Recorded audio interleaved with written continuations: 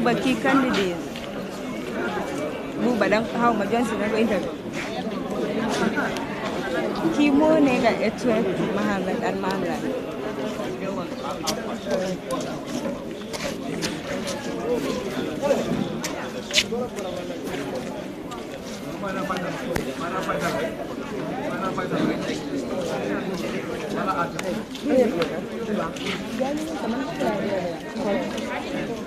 Si pagi banyak ni masuk lagi.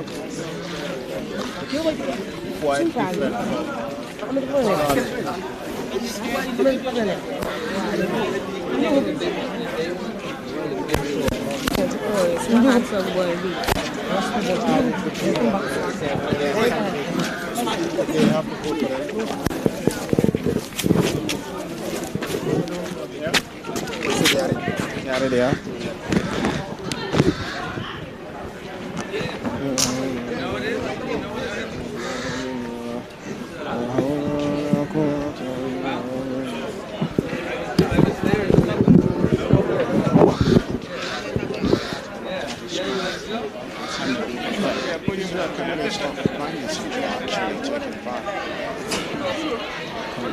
People are calling out at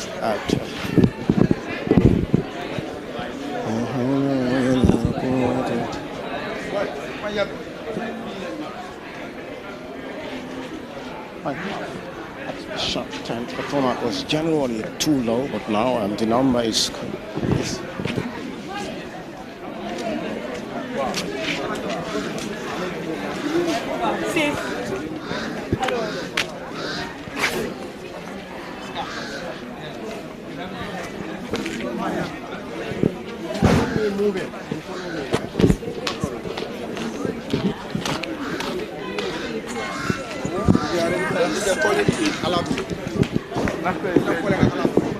yeah, big mo. Wow, Musa.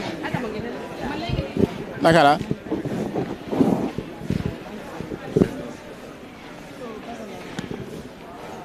Wow, mang lay dégg.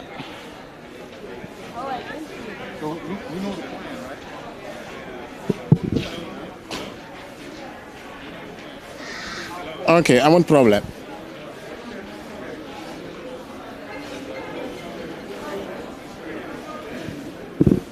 Sure.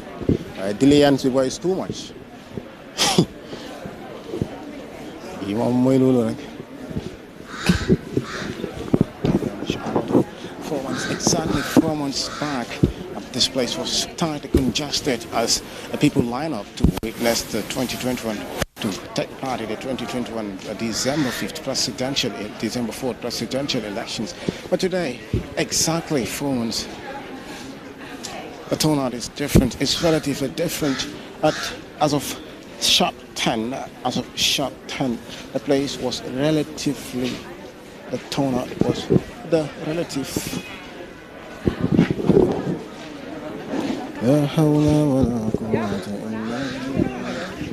Pardon? Swase nak ada.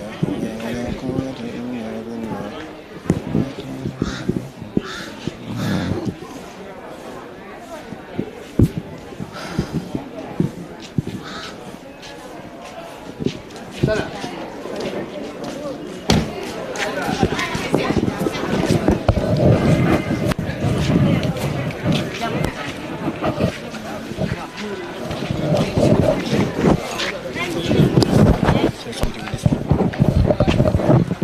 My test, 1 2. My test, my check.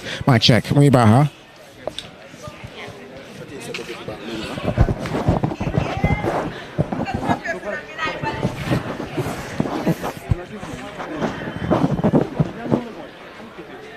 Mr. Choi.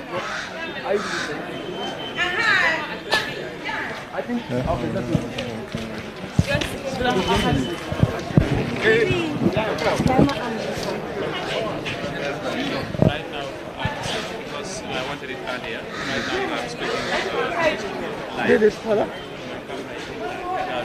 Invite the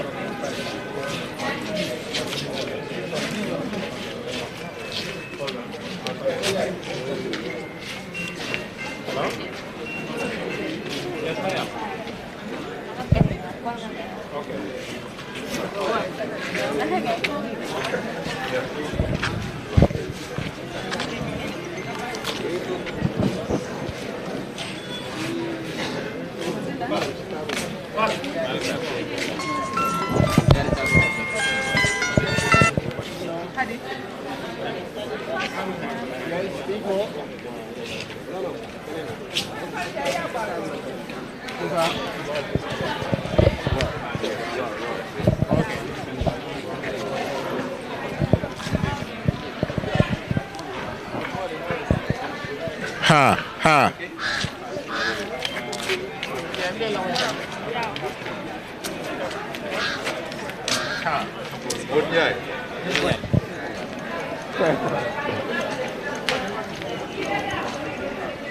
Yeah, ngawo notice le.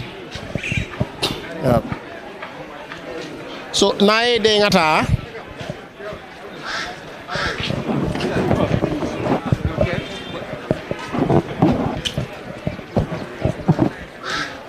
Manga, be on standby, yeah?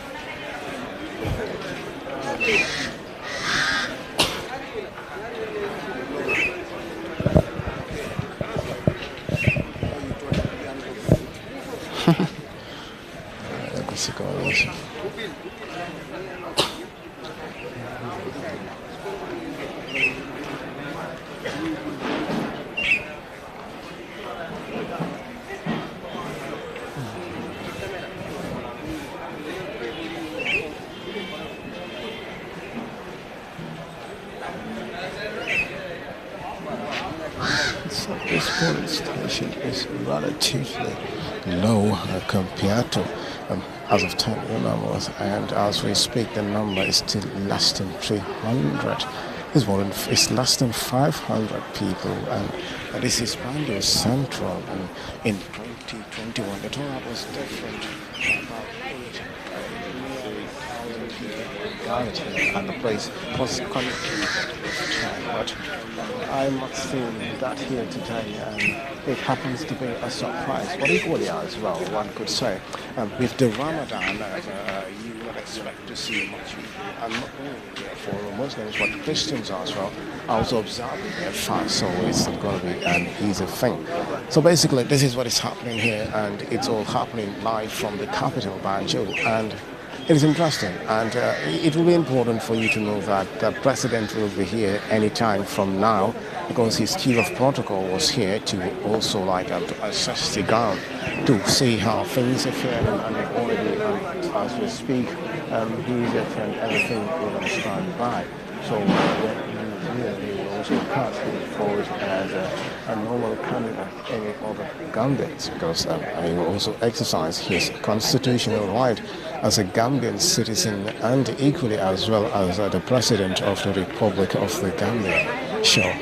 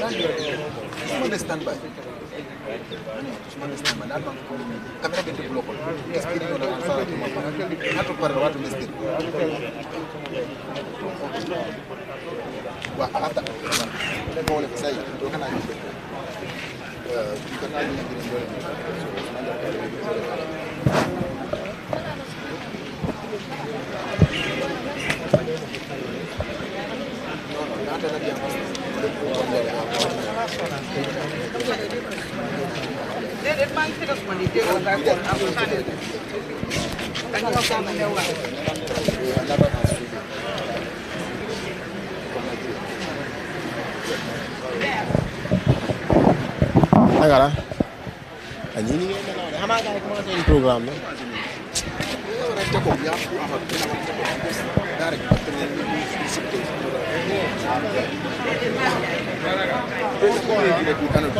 After the discussion,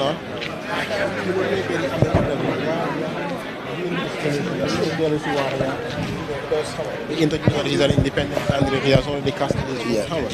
Which, for sure. Huh?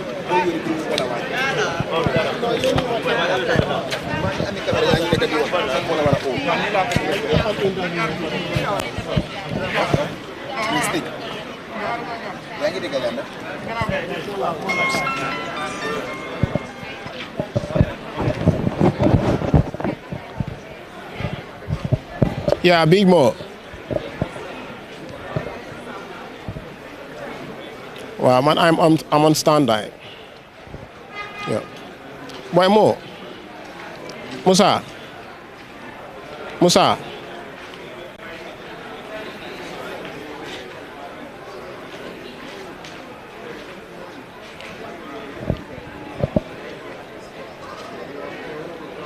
Okay.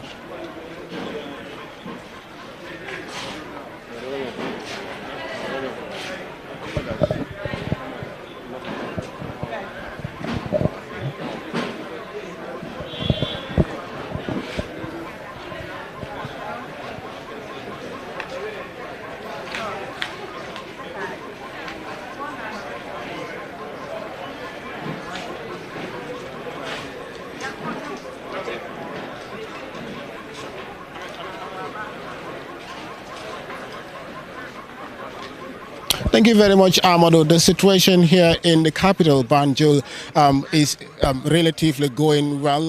The voters are coming out to take part in the elections, but the turnout is very poor if compared to what happened here in the past 4 months, which was the presidential election which took place in 2021. As you could see in the environment, people are coming out, and as of SAP 10, the turnout was less than 300 people, and the number is still relatively poor, and we're expecting to see more people, but with the situation as we speak, is relatively poor, and this is one of the polling stations out of the 4 polling stations which are stationed here at the Makati Square. So as you see, voting is going on, but the turnout is very poor, and this could be linked to various reasons, like the Ramadan, which the Muslims are observing equally as well. The Christians are also observing their fasting. So all these could be factors linked to the poor turnout. But as we speak, the turnout is relatively poor, and we are at the Makati Square, where is currently located, where it could be found in Banjul Central. So this is what is happening here, and in fact, one of the candidates, who is an independent candidate, has also already casted his vote by the name Mr. Johnson. So he's an independent candidate. He's also part of the ones contesting in Banjul Central, and currently we would also like to have him as we wait for the arrival of the president, who will be here anytime from now. So we would just join Mr. Johnson. You are live with iAfrica TV, and you have just casted your vote. And what can you tell us, and what does this mean to you? Are you hopeful that maybe in the next 9 hours or 10 hours, victory will be yours? Thank you very much, sir. Thank you very much for that question. And I think I am very happy. First of all, I have to thank God for giving me the opportunity to meet up this day. This is a day that we've been yearning for. This is a day that we've been looking at. And I think going into election is for one purpose, that is to emerge victorious. And I think I have done what is required to get me there. Looking at the election on the ground, I think it has been very, very peaceful, and people are giving the opportunity to cast in their votes because I think looking at what is happening here waters down to what the outcome of the elections would be. Because I think we've all been given the opportunity to send in our representatives, and our representatives are here. And as I am speaking to you now, I have gone around all the polling stations here trying to find out if there has been any constraint or encounters and all, and they said it is peaceful. So I think it shows that the election process in the Gambia, if not the best, is one of the best. So, Mr. Johnson, aside from that, we have noticed around that the polling station is not filled to capacity when compared to the 2021 presidential election, which around 8 a.m. it was about 1,000 people, but today is relatively less than 500 people. What do you think is the cause to this, and what a word of advice would you give out? Because currently we are live and people are watching. And National Assembly elections are very important elections. What word of advice do you have for the people out there? Well, I think my word of advice to the people is let them take the parliamentary election serious because if you looked at the parliamentary election, it's one of the arms of the government that is responsible for promulgation of laws. And those laws might affect your life in one way or the other. If they are good laws, people will definitely appreciate. But if they are bad laws and already passed into the law books, then they don't have a say. So I think this is some people don't take it serious. Some people think it's just, well, we've identified the president. Now we can go on and whatever that happens, happens. I am urging you, that is, those that are sitting home, those that haven't casted their votes, to go and be part of the process. That is why the voters card were issued for people to come out and vote on election day. So I think it will be so meaningless if you have a voter's card and decide not to vote on the day of election. So what are you? Are you sitting on the fence, or where are you? It shows that you have no sense of belonging. You don't know what you want. So we want to encourage those that are sitting at home. It is not yet late. We've realized we can't compare the presidential election to the parliamentary election. But I think people should take it serious. And I think it goes down to how the people are educated. Because some people see it as something that you can just sit at your house and don't worry about it. We think Gambians should be part of decision making. Gambians should be part of decision making in making sure that those laws, those programs that they yearn for would actually reflect in the laws that we are. Thank you very much, Mr. Johnson. That was Mr. Johnson there, Amadou.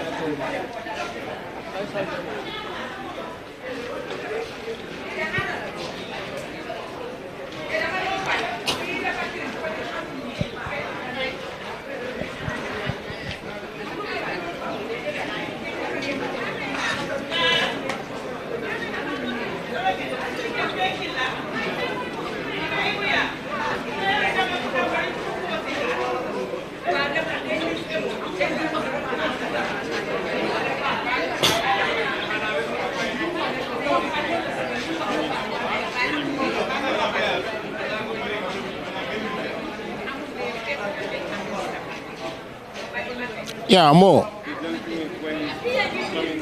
Okay, I want problem. Lu da ngeen dog ko boy. Okay, okay, I want problem.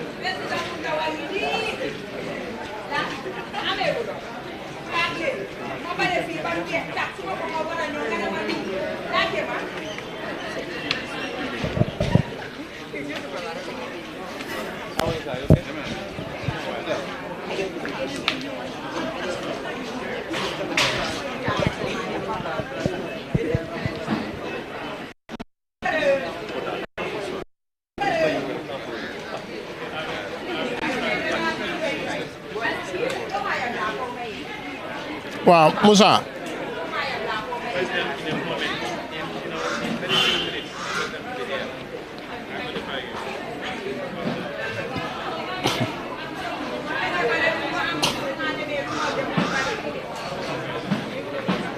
Okay. Let it be fast. The president will be here sooner.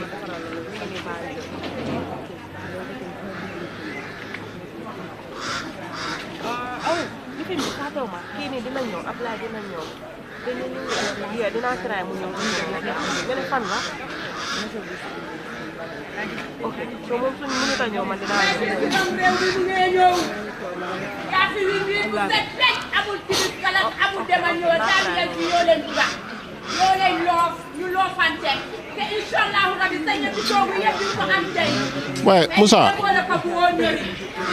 Boy, president baa ngi ñëw waaw. Mo ne president baa ngi ñëw boy. Yeah.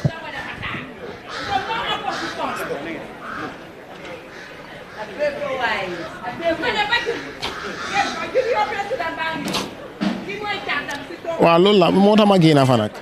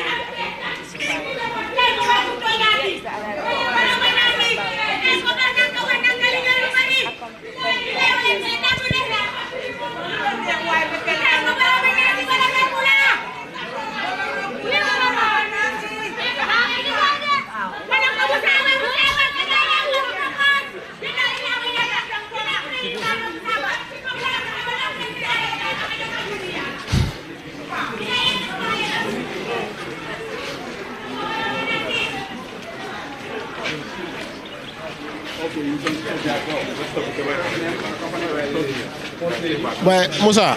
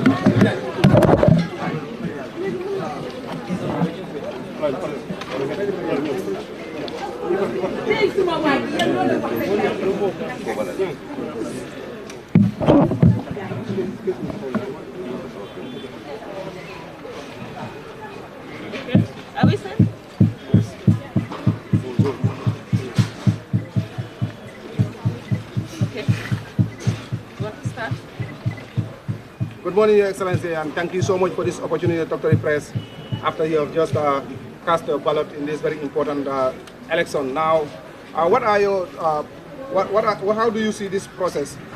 You voted, and are you confident that at the end of the day, you will have the majority that you so desire? Thank you very much, Modu. Alhamdulillah, Rabbil Alameen. I thank the press for all the support during the campaign, from the presidential to the National Assembly. We were waiting for this day, the electoral cycle. Now we are voting for National Assembly members. We are very hopeful that the NPP will have the majority. Looking at the presidential election, it is a very clear indication that we will have majority in the National Assembly. But I will seize this opportunity to thank all the parties, independent candidates who have participated in this election. It's unprecedented, the numbers we have for this election. If you look at the independent candidate alone, it's about 85 candidates. It is more than all candidates who were contesting in previous National Assembly elections. That is a clear indication that Gambia have moved on. our democracy.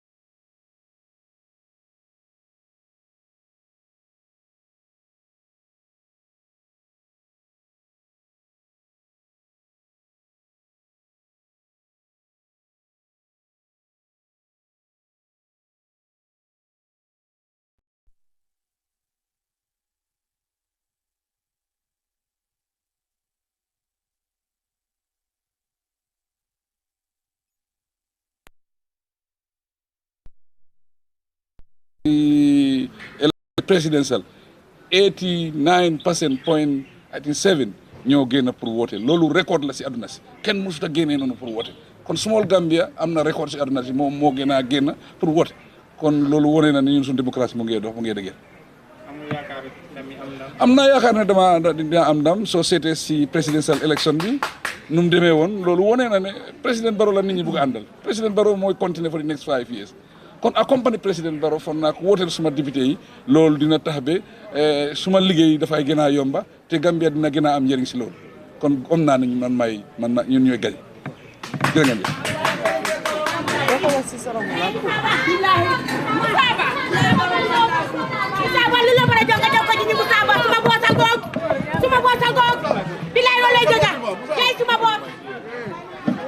Back again. Can you just a small phone? Yes, of course. Wait, so.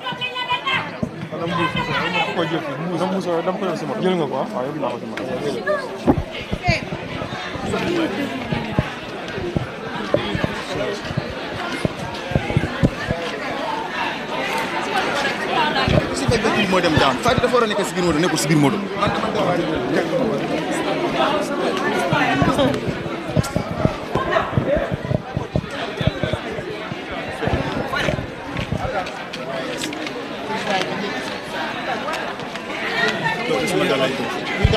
job alone. They need somebody to be doing the background thing.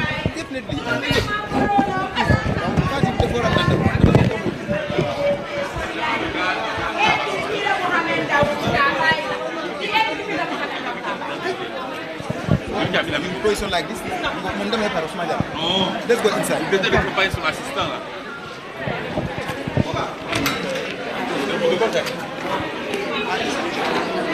go. The chairman is here. You need it.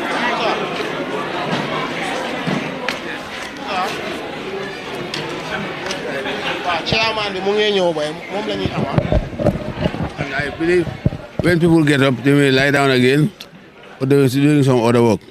But we hope that in the afternoon, they will then come and vote. What was your conversation with the president? No, I just, well, I cannot reveal that because what I'm saying was that as far as we're concerned, it's been transparent, and our promise is that we'll do it transparently, freely, and fairly. This is the second time. It seems like the Gambians are concerned. During the presidential election, you spoke to him, and it sparked a lot of people talking about it. This is the second time you are doing this. Don't you think it's important for you to reveal your discussion with the president before people go into vote? I think that's probably because what I talk to the president about is not for me to reveal to everybody. That's not really healthy, I say, because he's the president of the republic, and I cannot say this and this is what was I said to the president, and what this is the life. As far as we are concerned, our mandate is to make sure that we conduct free, fair, and transparent election, and this is witnessed by all party agents from beginning to end. So there will be no problem at all whatsoever. So what is your take about the advocacy group R2K and Duka that NPP has clocked 2 years without going to Congress? But you cannot. Other parties. No. You cannot hold Congress during the electoral program. We cannot do it.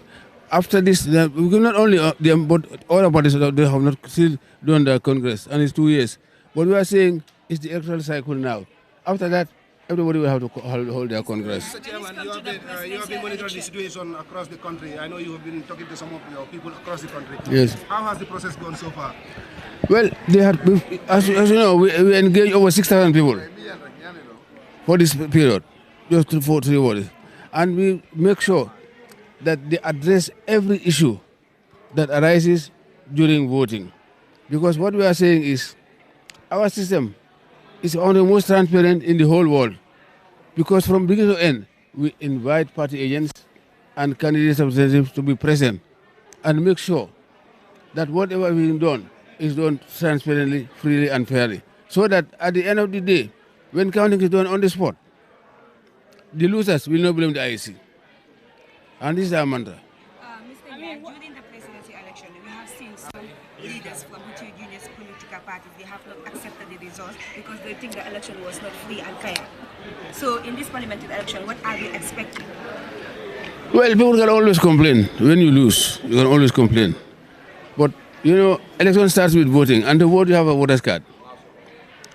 And we issue this voter's card on the spot to eligible Gambians. And we paste those to get registered in that particular registration center.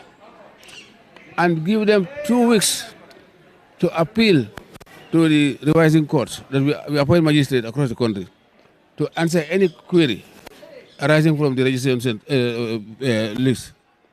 There was not a single query or complaint to any magistrate. And come voting, we again invite them to come and witness the voting from beginning to end.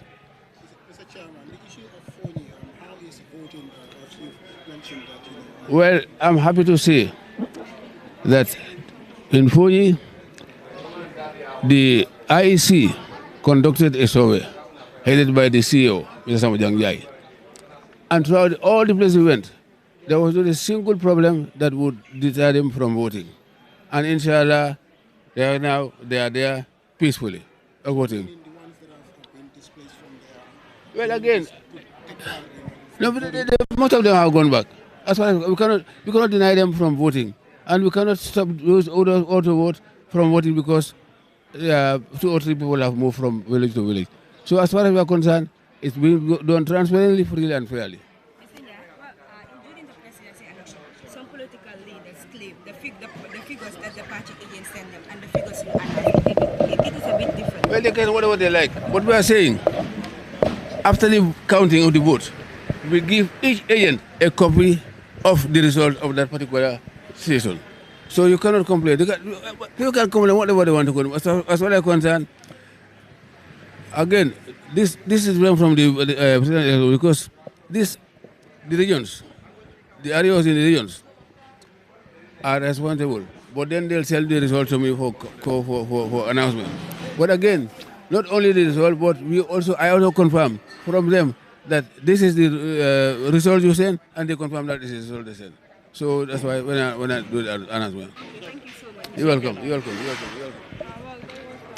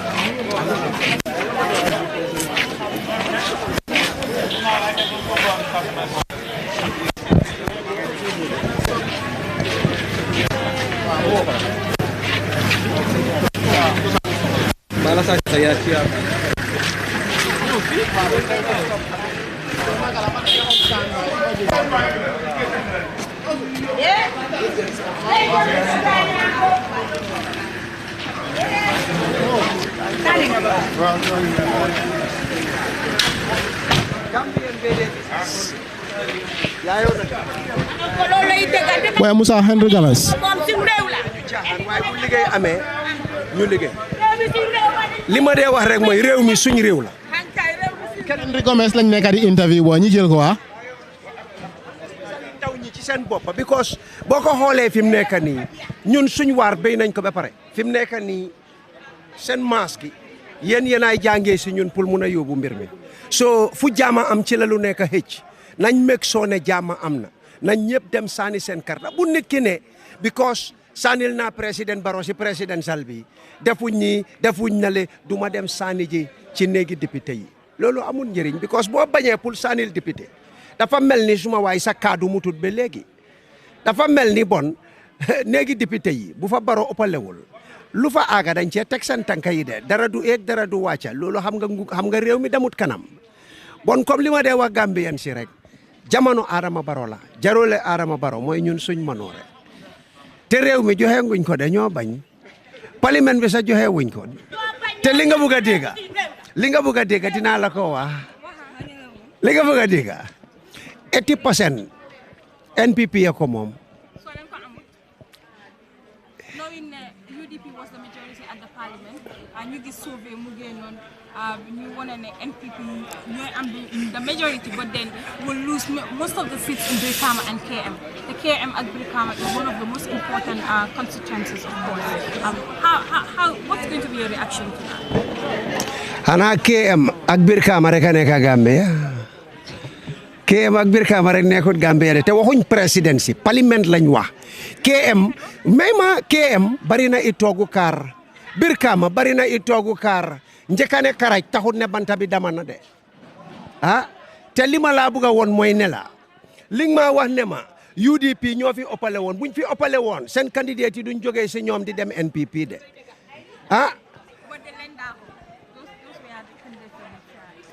ma ne ñaata candidate UDP boo gisoon ñu am doole yàlla Barrow la yërmande Barrow taxoon de nañ waxante dëgg UDP boo gisee ñu xamoon leen Barrow ta yàlla Adama Barrow ta tey ku fee kuuj kaaj ku fee kiij jaloore Adama Barrow la nañ bàyyi ñeeg gi yow ku la joxut ndekki dina la jox aña reer UDP defuñ dara ci dëkk bi fii lan la ñoo joxe defuñ fi dara coco lañ defut ci dëkk bi fii hey kii jooy mënut a nax kii jooy opposition yi defuñ dara ci réew mi bon buñ ñu sonal ak wax ju bari parlement bi ñun ñoo ko amee ñun ñooy contrôle parlement bi ñooy contrôle réew mi te ñoo ko def ba géej gi fer réew mi joxe nguñ ko léegi de. Compared to the presidential election, people came out to vote in their numbers, but this time around it's different. Looy wax mbokk yi Banjul surtout ñoo xam ne ñoom nekk Banjul Central pour ñu génn si ñu sànni tànk. Madame dama laa ñaan waay bàyyil di ma ñoxoltaan waay yow itam yow bu ñoo wax président lañ waxoon benn nit la mooy wan Adama Barrow tey fi mu nekk nii ku ci nekk ñaata candidat ay taxaw Banjul fii apart from NPP soo bon suma waay nit ñi doo mun a xam because ba pare ñu ngi am time ba 5 o'clock waaye li ma ñaan Gambian si mooy na ku ci nekk génn ñëw sànni sa karta ba pare nañ xam leena ne ay ici lu ñoo doxal fii dañ koo teg ci yoon ak sarta fii njuuj njaaj amu fi because karta yi dañ koo compter ci saasi bu ñoo tëj bunta bi rek ñu ngi compter te ku ci nekk ci pati yi yaa ngi teg ñoo xam ne ñoo laa xoolal ndax jaar na ci yoon ndax jaarut ci yoon bon na ku foog ne fii di nga xañamal cere gi hay koo fi bugg a ekkati dina kopp ci sa boppa bi because yëpp dafa jaar ci yoon fii amu fi laxa amu fi nii amu fi naa nañ xool Gambia buñ xool Adama Barrow buñ xool benn parti leader buñ xool sax honorable Henry Gomez nañ xool Gambia is bigger than all of us Gambia lañ am jërëjëf. President Adama Barrow gave to each NPP candidate for their campaign. Some people are claiming that these are the taxpayers' money. What is your take on that? bu ñoo wax ne taxpayers money ñoom dañ ko fekkee bi taxpayers bi dugalee xaalis gi ba Adama Barrow dem génne ko nañ bàyyi di wax gis nga wax joo xam ne amut boppa amut genn wax jooju taxawul fenn gis nga wax ju wérut noppa bi koo déglu war naa wér nañ bàyyi di tuumal Adama Barrow yaa ngi understand nañ bàyyi di late président Jawara xanaa du fi doon def parlement xanaa moom it ci kees gi la doon tibee naka la tuddaati di ex président Yaya Jammeh xanaa moom it ci kees gi la doon tibee nañ bàyyi di wax dégg naa foog naa ñu ne dafa yàq dëkka nañ bàyyi dégg naa foog naa Adama Barrow lim teg yëpp ci yoon la ko teg te leena moo ci nekk yit ñim jox xaalis xanaa ñooñu duñ Gambian te ñooñu ci house bi la ñoo nekk ñan la ñoo represent du Gambia la ñoo represent nañ bàyyi coco gi te liggéey moo gën.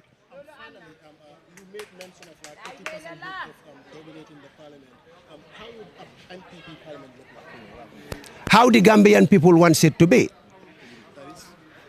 Na jaar ci yoon ñu teg ko ci yoon te ñëpp gis ci seen boppa. Thank you very much. That was Henry Gomez speaking to the press about their hope to win the parliamentary election. And it's interesting out here, actually. This is, just to remind you again, we're at Makati Square where the parliamentary election is taking place. And here we are is Banjul Central. And like I said earlier, the turnout is poor compared to the 2021 presidential election. And we have also seen the president speaking here, and he has made mention of very important sentiments with regards to maintaining peace in the election. But not only that, but also encouraging electorates to come out to cast their votes, because it's their voice, it's their time for them to come out to make sure that they vote and they can do a lot in terms of a development in the country.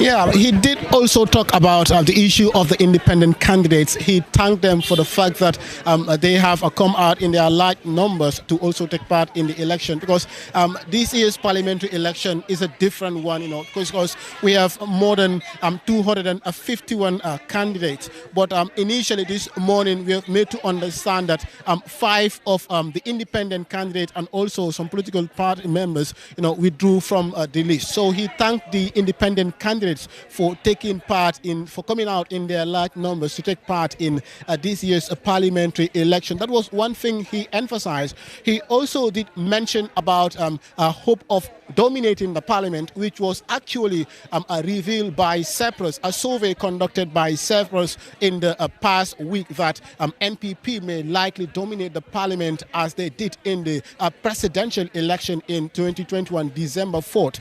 So these were some of the statements from the president, Mr. Ahmed. My life. Now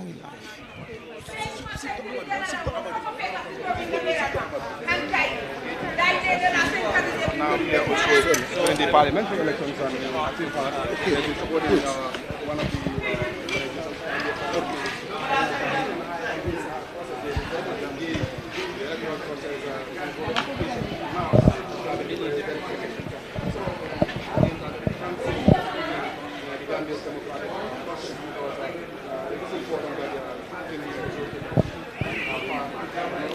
Pardon?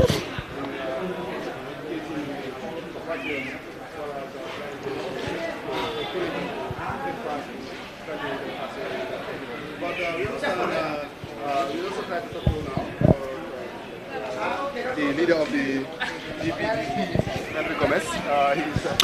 the turnout is still relatively low when compared to the past presidential election. As I said, as of 10 a.m., the place was relatively less than 300, and as we speak, it's also less than that number that I've just mentioned. So the turnout is very poor, and as I said, it could be linked to various issues like the Ramadan, because both Muslims and Christians are observing fasting. So it could be another reason, because all the past elections were not conducted during Ramadan. But equally as well, it will be important for you to understand that most Gambians do not take the National Assembly elections very serious if compared to the presidential elections. So those could be factors deterring people from taking part in the parliamentary election. And equally as well, the issue of voter apathy, because most people or most electorates are of the view that the ones they are going to vote for, the ones that they are putting in parliament will not represent them, will not serve them. So these are all concepts, or these are all factors which could lead to the poor voter turnout. But as we speak, the turnout is relatively poor, and you could see over there it's a polling station. As you know, there are 4 polling stations here at the McCarthy Square, but they are all relatively low. The turnout is poor, and we maybe in the long run we could expect more people, because it, like I said, it is Ramadan, and probably if women and other people go to the market to shop, in the long run they would come back to take part in the election. But as we speak, the number is relatively low, and we're expecting to see more people, because this should not be the only number in Banjul.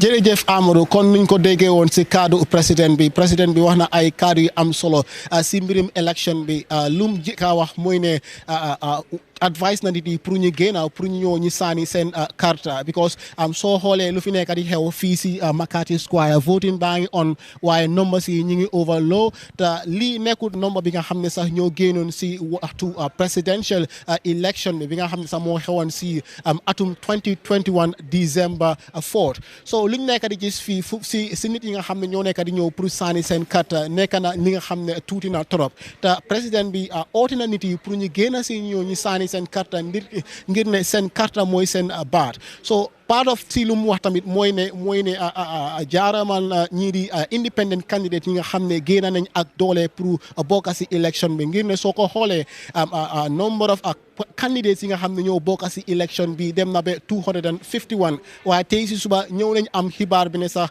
juróomi si ñi nga xam ne sax ñoo waroon si candidate yooyu noonu ñëw nañ génn si jongante bi so mu nekk li nga xam ne 246 candidates rek ñu fa nekk te bokk na tamit si lu mu wax mooy ne ñaax na nit yi pour ñu ñëw ñi saani seen karta waaye tamit ñu gis ne jaama mu sax si biir réew mi ngir ne jaama nekk na li nga xam ne dafa am solo torop si wàllum election Amadou.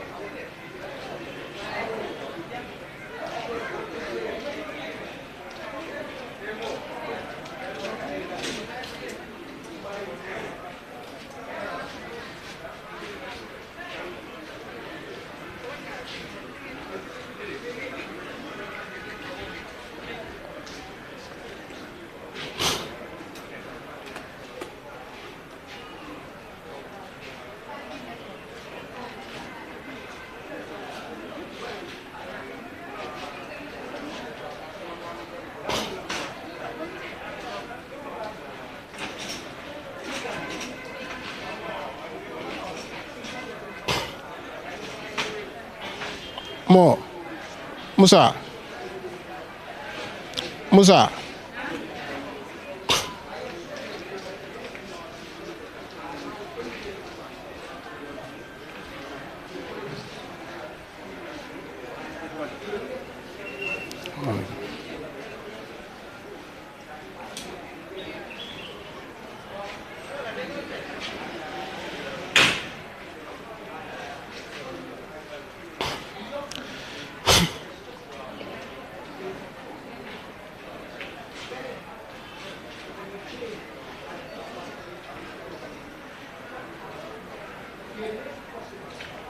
waaw moo soo da nga ne so Musa so lu ma nekk di wax dam doon suggest pour ñu move to another polling station maybe somewhere around Bakau noonu waaw léegi ñu will be moving around Bakau Ousseynou votangot ok léegi ba ñu try foofu noonu mun nga ñuy vérifier su nekk waaw vérifier tamit na vote na please ah.